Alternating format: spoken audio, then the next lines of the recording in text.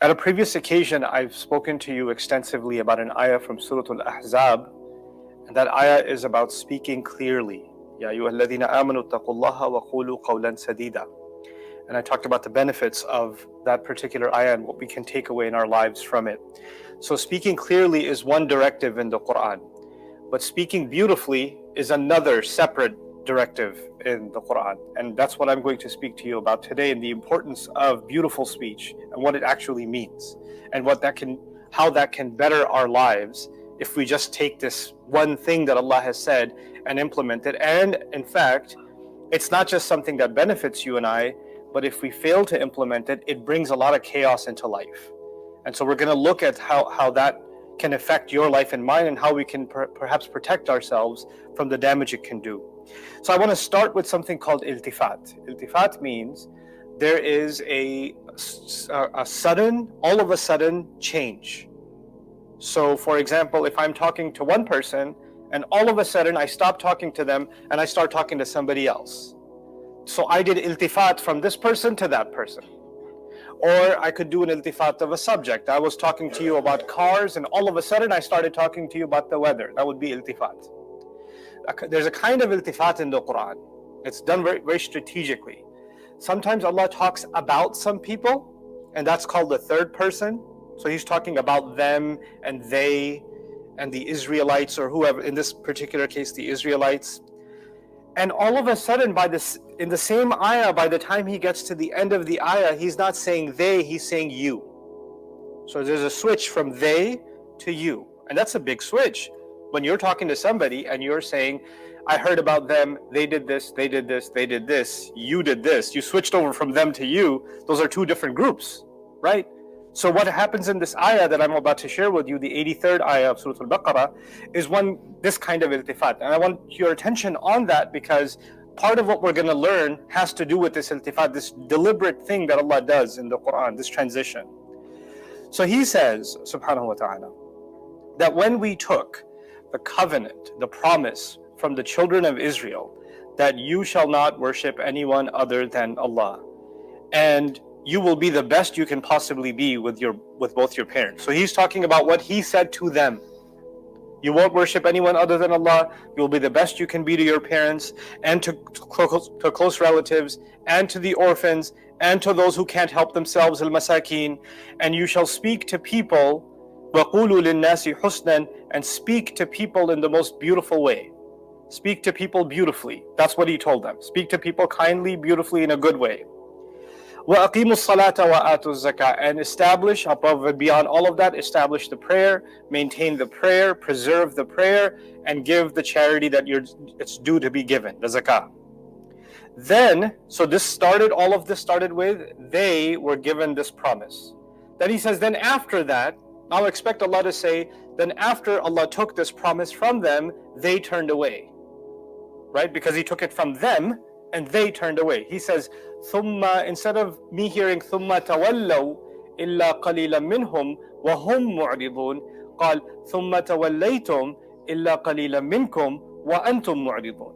You turned away, except for very few among you, while all of you were purposefully ignoring what was taught. All of you were deliberately ignoring. So we went from they to you. Now this is important for the Israelites, because when Allah gave them this, that was even though this is the time of the Prophet sallallahu alaihi wasallam, when Allah gave them this instruction, it was given to them through Musa alayhi salam. That was thousands of years ago, even for them.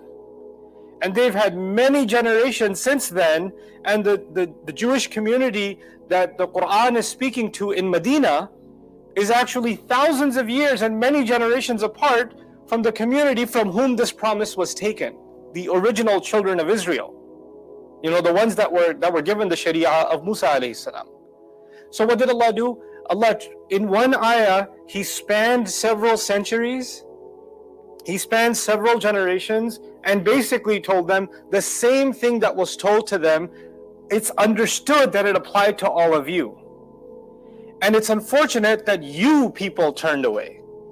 You people turned away. So Allah is making them concerned not with what the people in the past did, but what they're doing. ثُمَّ تَوَلَّيْتُمْ إِلَّا قَلِيلًا مِنْكُمْ وَأَنْتُمْ مُعْرِضُونَ. Now this becomes a direct criticism of the people that were actually alive and listening to the Prophet ﷺ. This isn't just, oh, the Israelites were given something and they didn't follow it in the past. He brought it into the present. And in doing so, he taught the Muslims something. That when Allah criticizes even those who made mistakes in history, or who were given a responsibility in history, but he switches it over across thousands of years to the present, that's the mindset I'm supposed to have towards the Quran. The words are alive, and I better, if Allah had blessed those people with revelation and they ignored it, then now Allah has blessed you and me with revelation. Are we ignoring it? And if we are ignoring it, then we're not that different from those same people that Allah criticizes and He calls them Banu Israel. And we're modeling the same behavior. So in doing so, Allah has given me a formula, right? And it's a pretty scary one. That if I behave, my attitude is the same as them, then I'm no different than them, the ones that Allah criticizes. Now, having said all of that, look at the instructions inside of this ayah. They're the same ones we have in Islam. Don't worship anybody other than Allah. Be the best you can be to your parents. وَقَضَى رَبُّكَ أَلَّا تَعْبُدُوا إِلَّا إِيَّاهُ وَبِالْوَالِدَيْنِ إِحْسَانًا. Then he says, after you're the best to your parents, then he goes on to, وَذِي الْقُرْبَى وَالْيَتَامَى وَالْمَسَاكِينَ, closest relatives. After closest relatives, orphans. After orphans, those that are poor, those who can't help themselves. Now there's a progression. The closest one to you is Allah. You're the best to Allah. When you're the best to Allah, then the first demonstration of that is how you are going to be with your parents. The best you can possibly be.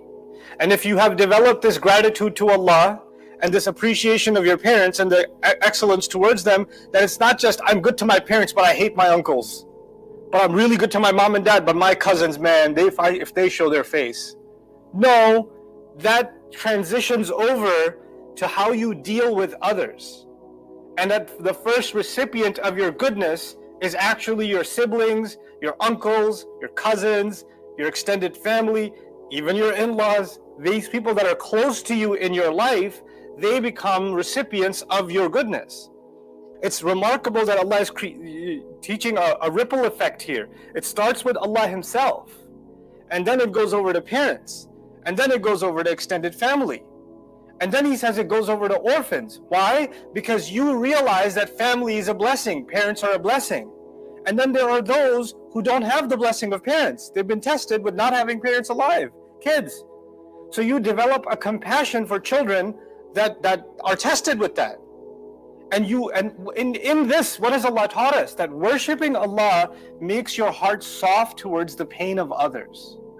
It makes your heart soft towards the pain of others, even others that you don't even know. Because this is something Allah put inside the heart of a believer and actually put inside the fitrah of a human being. It's in the nature of a human being to feel compassion for others that are suffering. So He says, وَالْيَتَامَى. And then the kids that are suffering, that's the first recipient of our mercy. So obviously children are given a priority. And then on top of that, He says, وَالْمَسَاكِينَ. But it's not only kids. Anybody who's stuck in a situation where they can't help themselves, people that are economically stuck, people that have lost their job, people that are chronically ill and can't take care of themselves. There are all kinds of people that are in the category of masakin. Now you're concerned about them also. You're doing the best you can towards them as well. Anybody you can. And at the end of all of that, you say, well, I give charity. I'm good to my parents. I'm pretty decent with my family. And I take care of everybody else too. I check. I cover all those bases. Right? Even though for most of us, that's a really hard thing to do. For me and you, that might be really hard to do. Because some of the most epic drama that you face in your life comes from your family. Comes from siblings. Comes from uncles. Comes from parents. Comes from children. Comes from spouse. Right? So the most arguments you have are not with people that are 3 degrees of distance from you. They're the ones that are right next to you. They're the ones that give you and I the hardest time. And we give them the hardest time. And so if you pass through all of that, what does He say? وَقُولُوا لِلنَّاسِ حُسْنًا. It's interesting, He said, he could have not mentioned the maf'ul bihi or muta'alliq here, but he did. He says, and you're going to speak in the most beautiful way to people. In other words, it's not just I take care of my people and everybody else, you better watch out. Nobody better mess with us, right? Before they get to put me down, I'm going to put them in their place. You have this kind of gangster mentality that I learned actually when I was in high school, when I came to the United States. It's the antithesis of what I had learned living in traditional Muslim societies. But when you come here, you have to become rough and you have to become, aggressive almost. Why? Because if you come across that way, nobody will mess with you. Because the norm is somebody will put you down. Somebody will target you. Somebody will, bully you in some way or the other. And you have to come across as someone who cannot be taken for a ride. You have to become tough, right? And in doing, what's the best way to do so? Well, you got to learn some pretty bad language. If all your friends are cursing and everybody else is raising their voice and getting, outrageous, you notice that the people that are the safest at school are the people that everybody else is scared of. So you better develop some scary, qualities in your personality also, so that people don't mess with you, which is the opposite of وَقُولُوا لِلنَّاسِ حُسْنًا, speak kindly to people. So this is inculcated into us. It's put into us. And in fact, the only time people learn to speak nicely is when either their life depends on it. Excuse me, officer, I'm so sorry I was speeding. That's the only time you're going to speak kindly, right? Or if your employer, your boss, you're going to speak kindly. Hey, sorry, boss. Hey, I'm really sorry I'm late. Or your teacher who's going to fail you, now you're going to speak kindly. In front of a judge in a courtroom, you'll speak kindly. But the waiter at a restaurant, why do you need to speak to them kindly? Hey, why are you late? Excuse me, I'm sitting over here. All of a sudden, the moment you don't get some benefit out of it, or you're not scared of the person, then you can go back to your gangster ways. And you can put everybody else in their place. You can yell and scream at the cash register guy, or the waiter at the restaurant, or whoever else. Reminded of a story that a friend recently told me, that they in Ramadan they went to iftar at a restaurant. It's very busy, right? And the iftar time came, and they didn't get the food, and usually they serve dates. At least you break your fast, but they didn't even serve the dates. And they prayed Maghrib, and they're still waiting, and they don't even have water or dates. And it's been 40 minutes, they haven't broken their fast. So, and you're already hungry, so you're pretty upset. And the waiter the lady keeps passing by, and she keeps avoiding eye. Sometimes the waiters, they avoid eye contact on purpose, because you'll give them the stare of death. They know that, so they know from the side of their eye they can see, and they ignore you, and they just go, right? So finally, 40 minutes later, she brings the dates to the table and water. And one of the people sitting at the table said, did you break your fast? Because it's a Muslim lady. And she said, no. And she gave her date to her and said, why don't you break your fast? Now that's قُولُوا لِلنَّاسِ حُسْنًا, right? But what would we do? What kind of restaurant is this? Let me speak to the manager. I mean, seriously, do you not see us here? You passed us by 40 times. This person didn't have an agenda to ruin your life and, starve you to death so you suffer the consequences of not having iftar on time. They're also doing the best they can.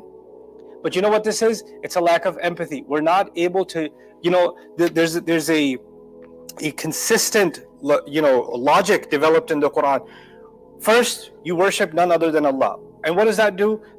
Allah knows all your faults. Allah knows all your faults. And then after Allah, the people who know you the way nobody else knows you is your parents. And you're good to your parents. And when you're good to your parents, you're good to family, and you know the trouble that happens in family. You know who's in trouble, you know who's having a hard time, you know who's sick. You learn to see people's pain when you're good to them.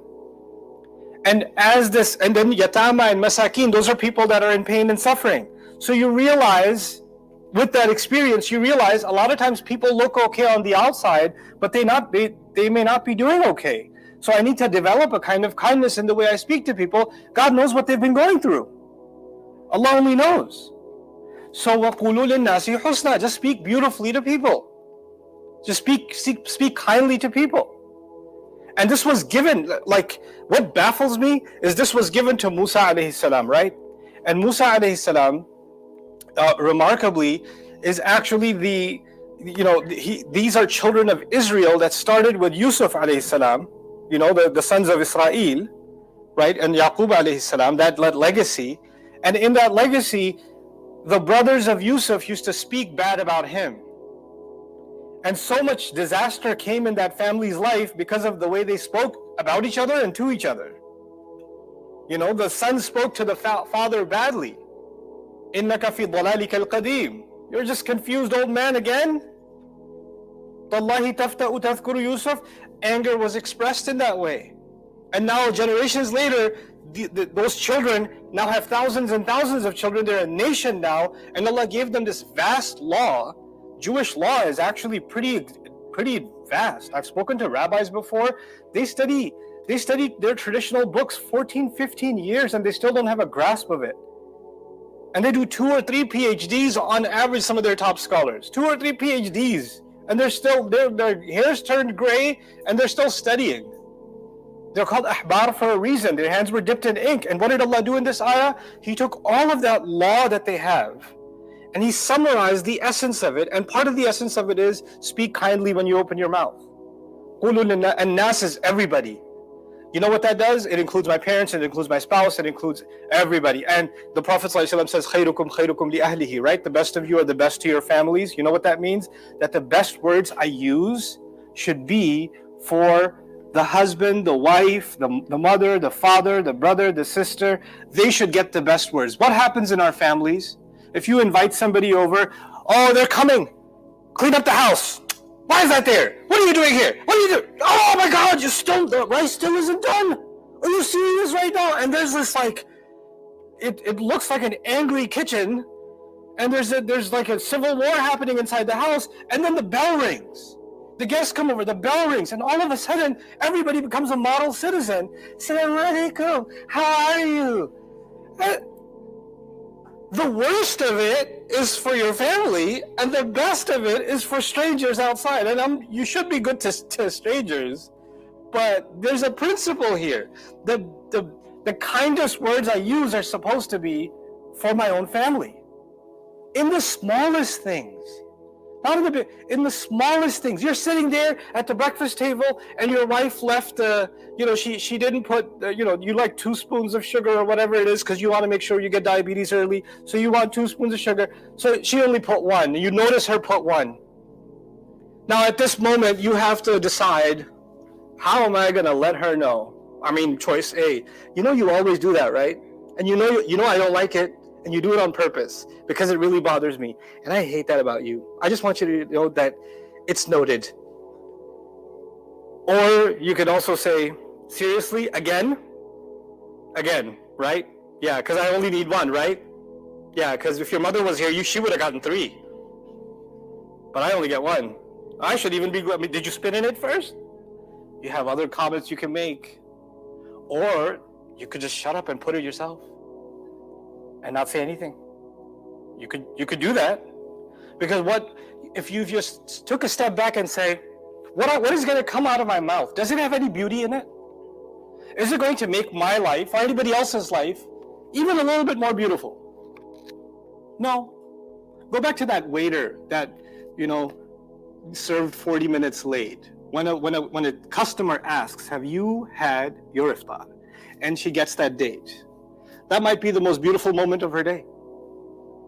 That's just a small act of kindness. Might be the most beautiful moment of her day. If you can't say something good, and it's not that big of a deal, the sun will still rise.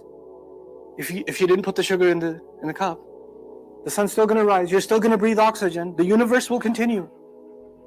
Allah hasn't brought it to an end. It's not the end of the world. Then maybe you shouldn't say it. And the same goes for the wife. Not everything has to be commented on. Not everything has to be critiqued. Sometimes these words, what do? They take the beauty away from a moment. You're enjoying something together, and you say something negative. Why are you sitting like that? Why didn't you do this? Why did you do that? How come you didn't do this? And it's not even something bad. It's just, I just like to correct and correct and correct. When you do that enough times, then what develops over time is a distance between family. Nobody likes to be around someone who's constantly criticizing. Nobody likes to be around someone who's always sarcastic. You don't pick friends if you have friends like that are always nitpicking, you stop calling them back. You stop not being around them. If your family becomes like that, if you become like that with each other as a spouse, if you become like that with each other as siblings, or parents and children, then guess what? It's no surprise that you don't spend as much time with each other. In fact, every time you do spend a little bit of time together, the conversation, when it goes beyond 5 minutes, it becomes very, very negative. It just turns ugly. And you and I have been given the ability to realize when we are turning a conversation into something ugly. We've been given the ability to recognize that. The last thing I wanted to say here is a connection that's often not made, or at least in my view, not made enough. And I want everybody, myself also, to be aware of that. Allah has made us human beings with a whole set of emotions. In the course of a day, you can have any number of emotions. Your emotions could be anger, they could be sadness, they could be excitement, they could be you're just in a hurry, you're stressed, you have anxiety, it could be boredom. You could have any number of emotions throughout a day. Allah did not deny us feeling emotions.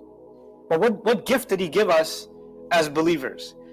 He, unlike others, what He gave us is, now that you have these emotions, others might say, somebody else who doesn't have this faith might say, well, I have the right to feel what I feel. I have a right to my feelings.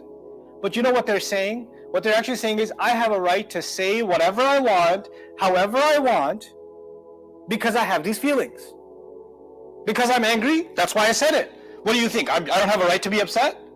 No, what the deen comes along and does is, you have a right to be upset.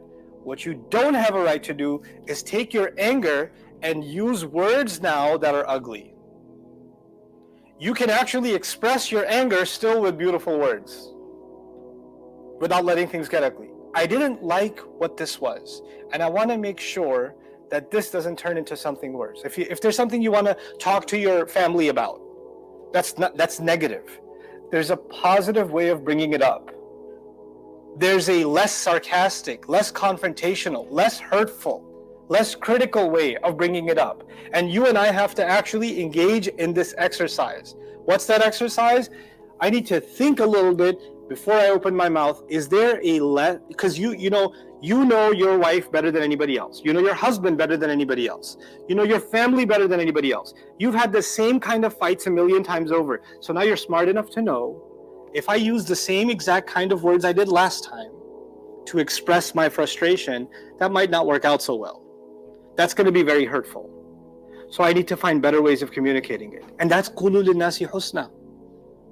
That's the essence of قُولُوا لِلنَّاسِ حُسْنًا. Words are not small things. People feel that they, like I said, with a police officer, with a judge, with everybody else, there are consequences for using words the wrong way. But your family, when we were engaged, then I was really careful about how I talked to her. But now we're married. Now she's stuck. Where's she gonna go? Now I can speak to her. And she says, yeah, well, what's he gonna do now? And then he says, you didn't talk to me like this before. And she says, yeah, because, that's not the time to do that. This is the time to do that. Because now I can truly express my feelings. No, expressing your feelings in a healthy way is what is needed, because the best of it should come out with our families. And the consequence of that is dire. The very next ayah in the surah is about the Israelites killing each other. You know that? The very next ayah. There's a logical flow. Why? Because words cause wars. Words destroy families. There are things that were said to you years ago, you still remember them because they hurt you. You still remember them like they just happened. So on the one hand, people feel that their anger, their frustration, their whatever stress gives them license to speak however they speak. That's one thing that I want you to be mindful of, that you don't become like that, I don't become like that.